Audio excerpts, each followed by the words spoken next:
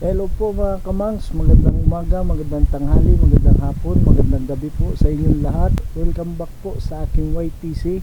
Ngayon pong araw na ito ay magluluto na naman po tayo ng ulam na nakakaiba at masarap po at patok sa inyong panlasa. At kung ngayon lang po kayo napadpad sa aking YouTube channel, pakisubscribe naman po at pakipindot ng notification bell para lagi po kayo maunang manood sa aking mga upload na video.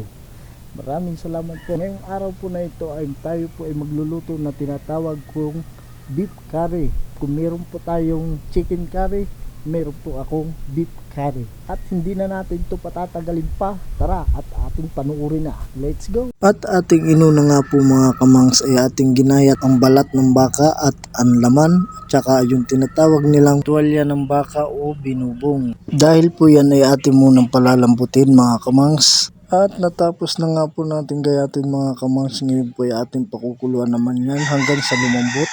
At saka naman po natin siya gagataan. At habang po tayo nagpapalambot mga kamangs, tayo po ay maghahanda ng mga rekado na ating gagamitin sa ating ginataan. At nagkayod nga po muna pala ako mga kamangs ng 2 buong niyog na ating igagata. At nagbunot na rin po ako mga kamangs ng tinatawag sa amin na luyan dilaw. Yan po ang magiging pakulay sa ating ginataan para magitsurang beef curry na po ang ating lutong ginataan. At kung maggagata po kayo mga kamangs at ayaw ninyong kumulay ng kulay dilaw ang inyong gata, ay pwede po yung dahon yan. Pwede nyo pong ilagay sa inyong lutuing ginataan. At tapos na nga po natin gayatin ang ating rekado mga kamangs. Meron po tayong sibuyas puti, bawang at saka bell pepper. At meron po tayong luyan dilaw at saka dahon ng laurel. Kinchay na ating ihalo. At meron din po tayong mamasitas oyster sauce na ating ilalagay sa ating ginataan mga kamangs. Yan po ay pampasarap mga kamangs. At dahil malambot na nga po ang balat ng baka, laman loob at saka laman, ay pwede na po tayo mag-umpisa ng paggagata ng ating recipe ngayong araw na ito mga kamangs. Papainit na po tayo ng kawali at nung mainit na nga po ay naglagay na tayo ng mantika mga kamangs. Sinunod na rin po natin ang bawang, sibuyas at sili. Nilagay na rin po natin ang luyang dilaw at nilagyan na rin po natin ang magic sarap at pamintang buo mga kamangs. At nilagyan na rin po natin ng asin. At nung bumango na nga po mga kamangs ang ating rekado, pwede na po natin ilagay ang pinalambot natin balat ng baka at laman at saka laman loob. Ayan, pakakagatin lang po natin ang lasa dun sa ating karning baka, laman loob, tsaka balat, ang lasa ng ating rekado. Tsaka po natin ilalagay ang gata. Ilagay na rin po natin ang dahon ng laurel. Ayan, pwede na po natin ilagay ang ating gata mga kamangs.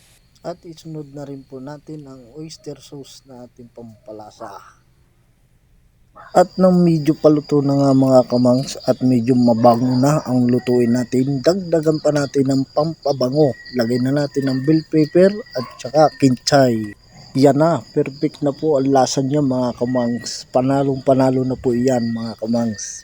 Pwede na po tayong kumain pagkaluto niyan. Takam na ako mga kamangs. Ang bango ng ating niluto ngayon.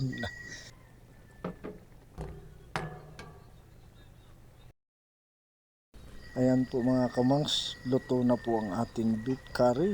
Pwede na po tayong kumain. Kain na po tayo mga kamangs. Kain na na!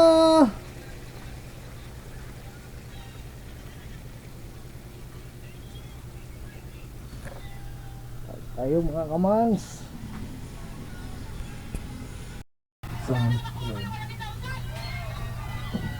Ay!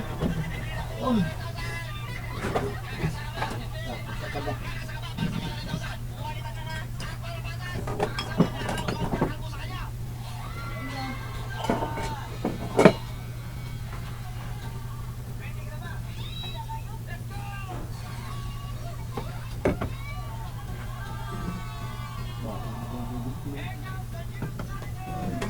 Challenger.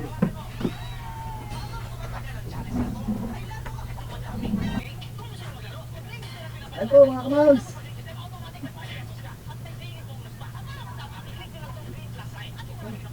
At yun nga po mga kamangs, hanggang dito na lang po ang ating video. Maraming salamat po sa panonood at sa mga walang sawang sumusuporta sa akin, sa aking YouTube channel. Maraming salamat po mga kamangs.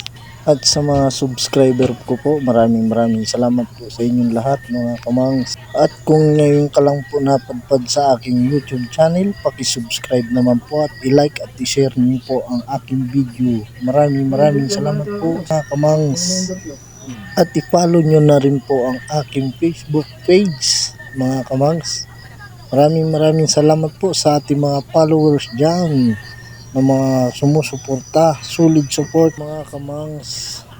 Maraming salamat po. God bless. Bye bye.